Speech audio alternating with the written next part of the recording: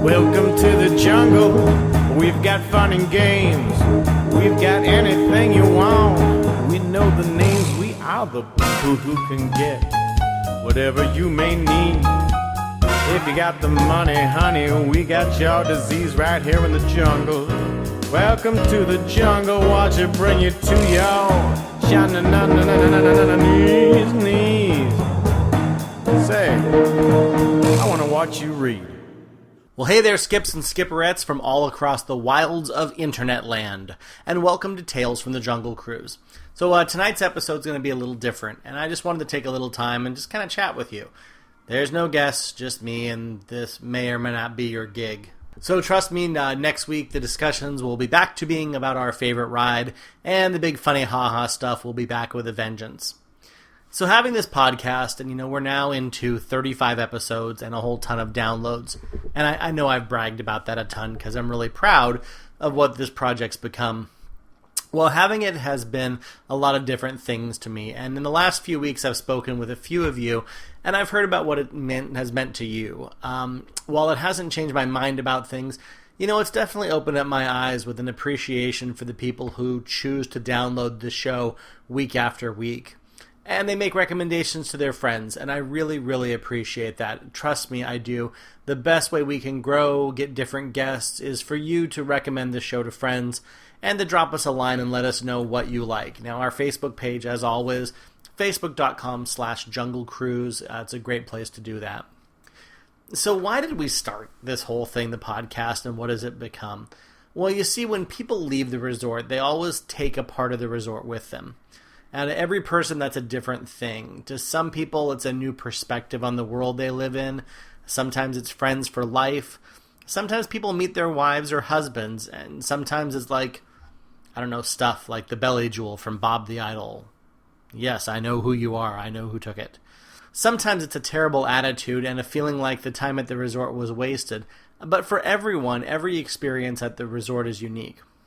Now, I had the opportunity for a year or so to work at Disney University, and seeing that up on my schedule a few times a month would totally brighten up my days, because everyone who came through the door of that class would be someone who was going to come into the resort and leave a little bit of themselves and take something with them when they left, because everyone would make their mark on the resort when they were there. Now, working at Disney University was huge for me, and it really came in the last year or so of my being at the resort in 2007. It really feels crazy to me that it's been nearly 6 years since I left. I still feel like I could step onto a boat tomorrow and pull a shift around the river or work a shift on the parade route. Hell, some days there's nothing I would rather do.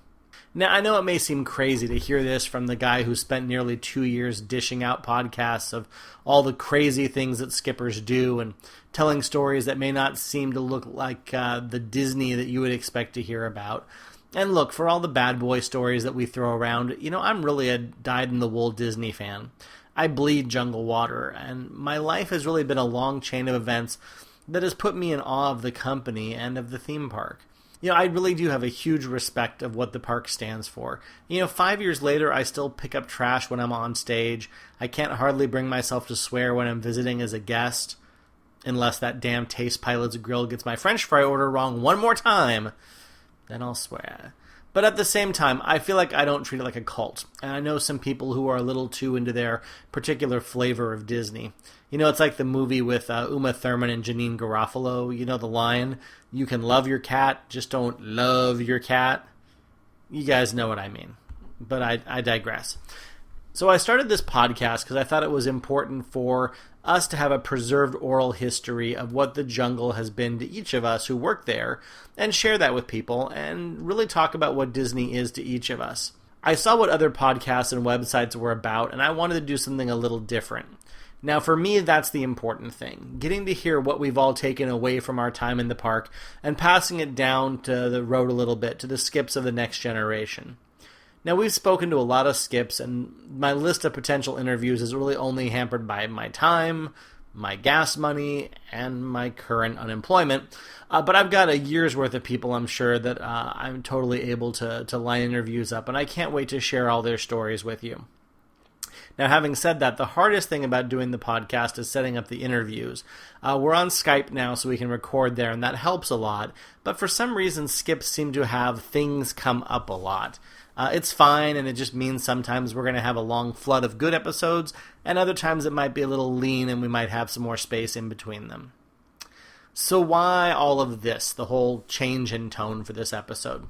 Well, it's a story I wanted to share with you, something that kind of inspired me, and at the same time, it kind of put a burr under my saddle, and just something that I wanted to share with you. At the same time, it's a chance maybe to have a little bit more of a dialogue about these serious things and put something a little bit more serious out there, maybe some of my views. So at the start of February, my lovely lady Christy and I went up to San Francisco for a 4-day outing. We were up there to spend the day with her sister and her sister's husband, who was pregnant. Well, she was. The sister was, not him. Pretty sure. Becky and Mark. Really nice kids, sweet, fun. Was nice to meet part of Christy's family. Mark's very East Coast Italian, if you know what I mean. And Christy and her sis are very Midwest in their sensibilities. So when we were agenda planning, I was a little cautious to recommend going to the Disney Family Museum as part of our trip. Now, I know my lovely lady doesn't have the depth of connection to the Disney legacy that I do, and I really didn't have much of a read on her sister and brother-in-law, so I kind of threw the idea out there tentatively. Turns out I couldn't have read the situation more incorrectly. They are huge fans, go to Orlando regularly, love Disney. So we finished hiking around San Francisco all day long, tore my feet apart in shoes that weren't really meant for 10 miles of uphill walking, which is funny because the pregnant girl was totally lapping me. But about 2 o'clock or so, we headed to the museum. Now, it does close at 5. We got there a bit before 3, so we figured about 2 hours was going to be enough. First thing I want to point out about the Walt Disney Family Museum. If you're going, give yourself more than 2 hours. The actual museum itself was a solid 2 hours, but I felt a little rushed. And it definitely add an extra hour if you're doing any of their special exhibits. Also, AAA gives a $5 discount, so pull that card out. And if you don't, trust me, look, the $20 is a lot better spent than on an Alcatraz tour or a shitty t-shirt saying that you got crabs at Fisherman's Wharf. So basically, part of today is my review of the Walt Disney Family Museum. A little history about it, then some of my thoughts about it. If you're not already bored and now you know what's coming, you've been forewarned. You can just turn this episode off and skip to the next one where we have other skippers on and you don't have to hear just my voice for the whole time. So the museum opened October 1st, 2009, so we're coming up on around 3.5 years. So at the time I started following them on Facebook, but I really never looked too deeply into the posts, and I never really had them on my radar for what they were doing up there. I feel about the museum as I feel about Disneyland. Now, I've said this strongly about Disneyland for years. It's not for the little ones.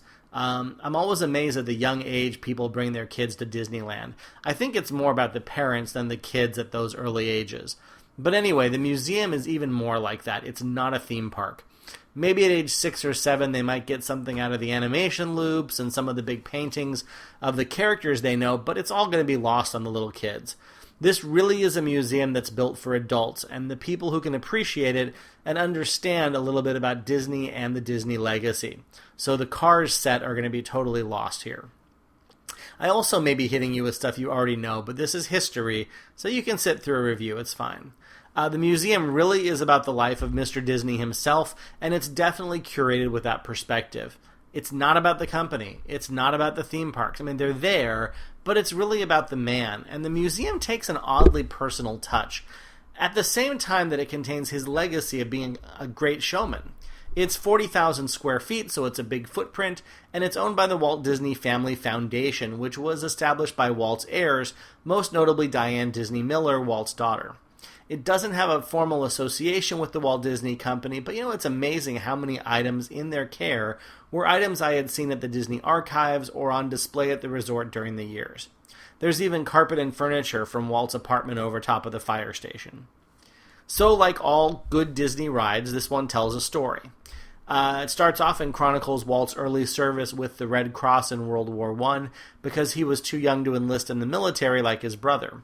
It talks about him coming home and finding his way as a commercial cartoonist and doing very early animation that would run before serial movies in his local theaters. Those were really a joy to see it. Some stuff I'd never seen before.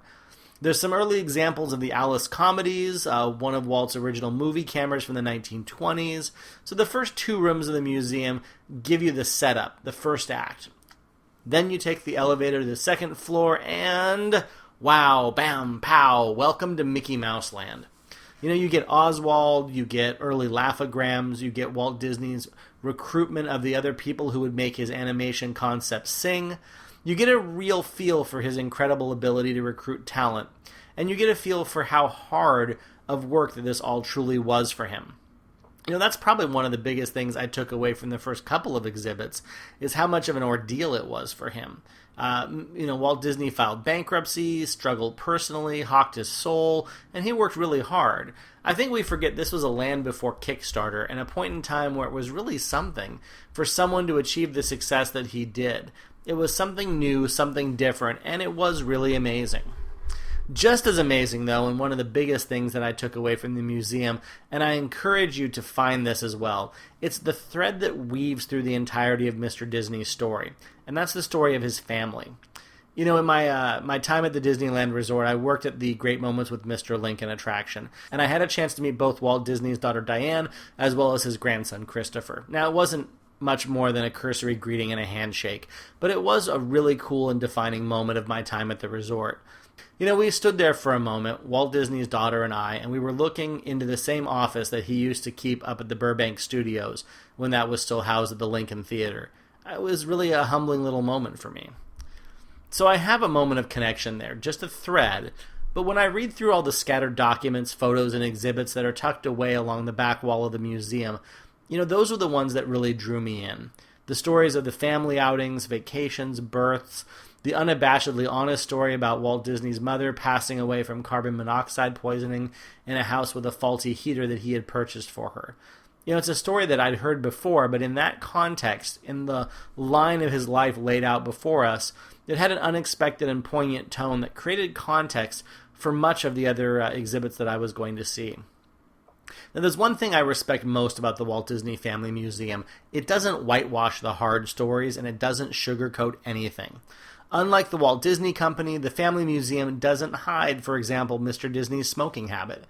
I was always kind of struck by mixed feelings when we stood by that photo that used to hang near the Lincoln Theater that had been airbrushed to remove a cigarette that Mr. Disney was smoking in the shot. Now, I understand the context of demonizing smoking in the modern day and the values that need to be passed along to the young kids who are coming to the park, but I'm also a big fan of honesty in the way we do so. Now, there's this thread, this family thread, and it runs all the way through the museum. But it's something that could be missed through all the show and the multimedia exhibits, and to do so would be a real shame. This is really what the museum is about. The words Walt Disney Family Museum is really a perfect name for the place, but people are putting the old emphasis on the wrong syllable, if you know what I mean. This isn't the Walt Disney Family Museum or the Walt Disney Family Museum, like a place you would take your family. It's not even the Walt Disney Family Museum. It's the Walt Disney Family Museum, if you understand what I'm trying to say. It's a really great perspective to have on it. It really is the story of Walt Disney and his family, and how eventually we really all became an extended part of that family. So here's the first thing. Keep your eyes open for the little stuff, and follow along the family stories on the back wall of the museum. It's really one of the best contexts to see everything in. So I'm not going to spoil all the wonderful little moments for you. But let's just say the production values are amazing and it's just as good as anything in the parks. In some ways, it kind of feels like an extension of the parks, but in other ways, it feels vastly different. It's almost like stepping into the mind of archivist Dave Smith and manipulating his memories like the computer screen in the movie Minority Report. Whoosh, zooms, move things around. Now, there's really 2 big takeaways from the museum that I had, and the 2 things that really inspired me to sit down and have this little jungle side chat with you. It also took me 3 months to really turn them over and tumble them like rocks in a rock tumbler until they were polished enough and refined enough for me to put them out here. And the first one is this. When I was going through the museum, I felt like I was meeting Walt Disney for the first time. I'd read books, biographies, I'd worked at the resort, stood in his apartment, I'd walked in his footsteps, as we say when we're doing training at Disneyland. I'd talked with cast members who were working at the resort when Mr. Disney was still alive. And none of that gave me a perspective like going through this museum in 2 hours. The view of this man that you get from the tour is so dramatically different. It's the same video, the same clips you've seen so many times. It's all stuff that's out there on the internet, but there's a context that it fits into so wonderfully. It's kind of like the ring box that shows off a wedding ring. There's a reason it's there, because it helps you get the context of the thing inside of it. And that's really how the museum is set up. So this is the first of my big things. Ever since I got a job at the park, but particularly in the last 2 years of doing this podcast, I have heard one phrase over and over that has driven me nuts, and it's basically a variation of this. It's what Walt would have wanted, or this isn't the way Walt would have done things. Now, honestly, I don't consider myself a guardian of the legacy or anything like that. I'm a guy who sits down with his friends and talks about the times from when we used to work at a boat ride at a theme park. But there's people, and there's a damn big number of them, who believe that they've somehow inherited the mantle of defender of the realm, and they speak for Mr. Disney in the way that the Pope supposedly speaks for God. Look, here's a few examples. I got into a big discussion with a number of people when the Magic Kingdom in Orlando decided to serve beer and wine at a single restaurant. I heard everything from, it's just a first step to them serving alcohol everywhere in the parks, and there shouldn't be alcohol anywhere there's kids. And those arguments are fine, and we can have that discussion in a rational manner. But I saw half a dozen people take the argument that Mr. Disney wouldn't have wanted it that way. I almost don't know why it bugs me so much. I think mainly because I really believe that Mr. Disney was a man of his times. He adapted with television, advertising, marketing, and film. He adapted to the political climate of the United States in the times in which he lived. And sometimes he did that poorly. Go read the story about the union strike at the studios and how there was an attempt to tie that into the communist hearings in Congress. He adapted during war and during peace. He was a showman, and at the root of being a showman is being a salesman. Honestly, I think he would have thrown those bottles of beer into a Disney label and sold the hell out of it based on where our culture is now, based on the acceptance and use of alcohol within mainstream society. But it's not really my place to say. But more importantly, I think there's an overconnected nostalgia that people feel from growing up with the Disney culture all around you. It makes people want to be experts or feel like they are and have opinions and be connected. Now, I certainly have fallen into that trap many times with the podcast, and usually when it happens, I sound like a self-important prick. But really, I don't think that we know Walt Disney on the level that we think we do. I think we see him through a lens of life that shows us a man from 50 years ago. A man who most of us never even came close to seeing live on a TV or getting any kind of a feel for who he was. We've seen him through the eyes of reviewers, documentarians, historians, and through the eyes of media, and I think we all know how twisted that can be. Now here's another example of this, and it was a discussion I was having about a week after I came back from San Francisco. A friend of mine and I were discussing the gay marriage movement in the United States, and understand I'm a huge supporter. He made a comment that the movement wouldn't have had certain toeholds if it wouldn't have been for the way that the Disney company had treated gay employees, and that it was amazing that Walt's vision was nearly coming true. Now, I agree with the first part. I think that the acceptance and culture that the Disney company has helped spawn with their acceptance and their treatment of everyone is amazing. But without wanting to get into my friend's face, I went online and tried to find any reference by Mr. Disney regarding that topic, and I of course found none. The Disney company was a very politically conservative group for a long time historically, and it wasn't until huge cultural shifts in the 1970s that they started to become more and more accepting. I think that the company is often confused with the man, and the nostalgia of what the company has become gets mixed in with the positive views that we have about Mr. Disney from our memories and how he was portrayed. Look, the Disney company now is not Walt Disney's company. It's evolved and it's changed as time has gone on. But most importantly, really to me, it's made attempts to carry on in his legacy. But the world we live in is not the world in which he lived, and even though he predicted a lot of technology and media importance of the future, I don't think any of us can truly know what he would have wanted. And I think it's irresponsible to try to represent things in that way. I'm walking through the museum and I realize the person who I thought I knew, that I didn't. And I don't think many other people did. Maybe his daughters and a few of his business associates, but not all the people who continue to tell me, what would Walt have done? People who have bumper stickers on their cars that say that. Look, time has moved on, people have changed, things have changed, and the world is a very different place, and honestly, thank goodness it is. Okay, off the soapbox. The first point's over. Now, remember, you were warned this is a different kind of episode. Good news is, topic 2 is not me being quite so opinionated. So back to the premise. I'm in San Francisco with my recently engaged fiancée and her sister and brother-in-law, and we're going through the museum, and I am wide-eyed, wondrously looking at all of this. And then we come to a top-down model of Disneyland, and it's basically come to life and a couple of different eras of maps of the park. And I say that because I see a few things from different eras that shouldn't be together on the same map at the same time. And it's this big downwardly spiraling ramp around the map. And as I get to the end of the ramp, I get hit with a huge revelation. I've walked along a path of life. This amazing, wonderful, hugely impactful, personal journey of a life that I didn't really understand before. I'm standing there between walls of video screens, and of course I'm picking out all the Jungle Cruise and true life adventure scenes, the video of President Nehru driving the Jungle Cruise boats with Mr. Disney. That's one of my favorites. And I just chatted with one of the volunteers for a bit, and then I stood there at the bottom of the ramp with my Christy, and she's holding my hands and looking into my eyes. And she's not as big of a Disney person as I am, but she's really enjoyed the trip through the museum. So she looks into my eyes, and she sees something is up.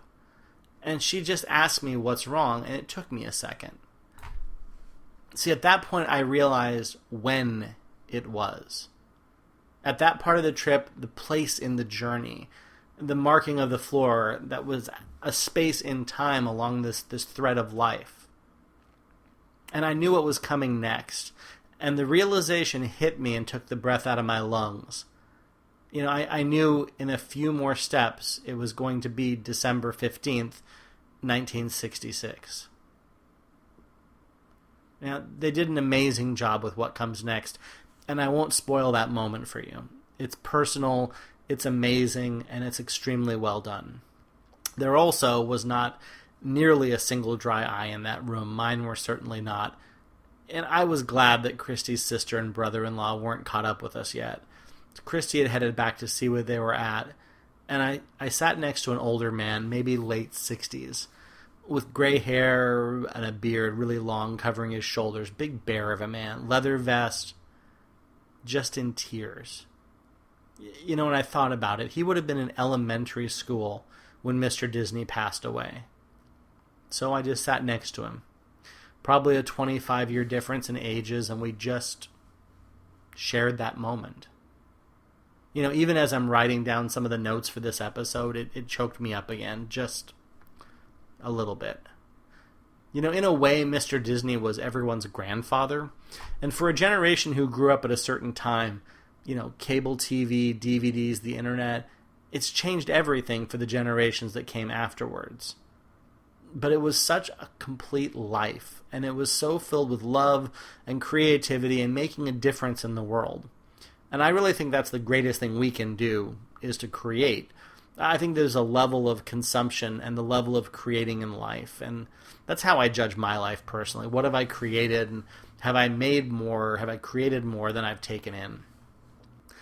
I think, and I guess that's really hit me after this moment and that day, I think that's part of why I've always made jokes about the Disney consumerism and the place it's become in the world, because it's become a thing that just gets ingested without a thought as to what it is, what came before it, what its bones are, and what its ancestors are.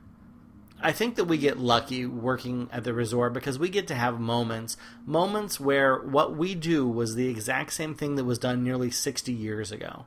A moment where we get to create, and a moment where what we do matters.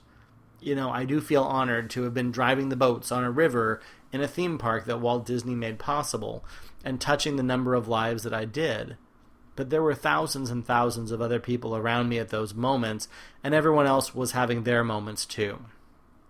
You know, it's part of the reason I'm doing what I'm doing with these podcasts. You know, I spend a lot of time and money but I want those stories of those moments to be somewhere. So what was the Walt Disney Family Museum for me? It was an intensely personal journey, one that could have only happened for me at that exact moment in that exact place and time. It was a chance to play Doctor Who and be a Time Lord and take in a man's life in 2 hours in a way that I'd not been able to do in my prior 41 years. It was a revelation and an amazing journey. You know, the funny thing is this. I really don't even consider myself to be a big Disney fanatic. I love what I'm getting a chance to do, but my primary passion is photography and creating images and pretty pictures. I love the time that I spent at the resort, and it may seem that because of the podcast being what it is, that it defines me in my life.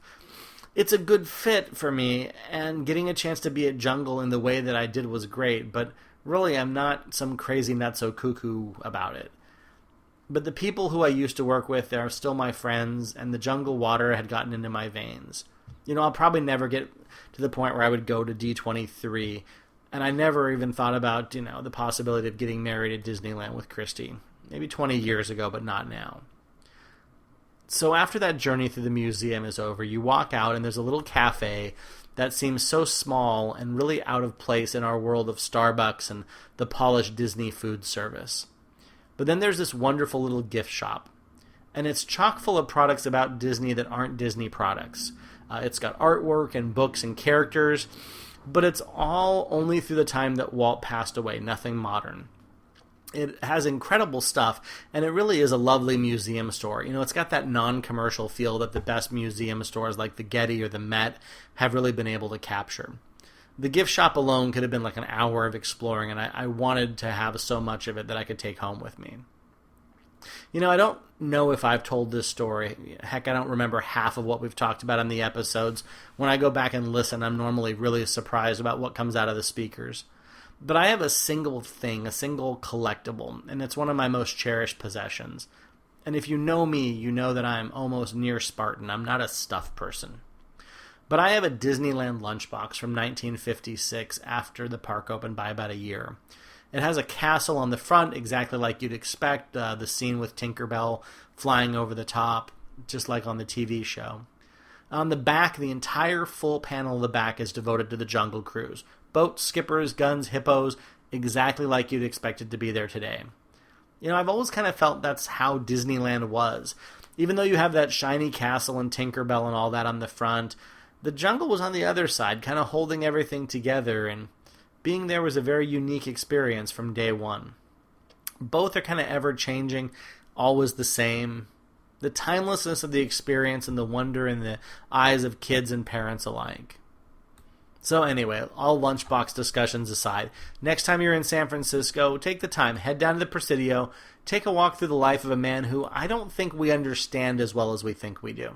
It really was an incredible and powerful experience, and if you're listening to this podcast, I think you'll probably really like it. So what else to say? Guys, this is not going to be a regular thing. Honestly, part of this is coming out because there's an upcoming episode where we talk about some of these topics, and I really thought it needed a bit of context before the episode came out. Also, I've had notes scribbled down on notepads about my time at the museum and the trip that I made, and I just wanted to share that with you guys. Also, I've never really thought about the show as it really being about me. And this is a lot more personal than I want to get on a regular basis. And trust me, that's a good thing. But still, I'd love to hear your thoughts about the discussion today and about my time up at the Disney Family Museum. So please shoot me a message over at junglecruise@gmail.com. So the normal plugs, as we do at the end of every episode, guys. Catch us over on iTunes or Stitcher Radio. Just search Skipcast or Jungle Cruise, CREWS. As always, if you're an ex-skipper or know someone who might want to sit down on the show and chat with us about their time at Disney, shoot us a message on your email. Most importantly, please pass us along to your friends and family who love the Jungle Cruise. And let's keep the audience growing. May has already seen us a huge bump in listenership, and I'd love to keep that going. Most importantly, thank you to everyone who listens. It means a lot to me, and your support's been great. I really appreciate it, and we love being the #1 Jungle Cruise themed podcast on iTunes. Okay, we're the only Jungle Cruise themed podcast on iTunes, but it's still great to have your support. I really appreciate it genuinely. So thank you very much, my friends. It's time to say goodbye, and we'll see you next time on Tales from the Jungle Cruise. Kungaloosh, everyone.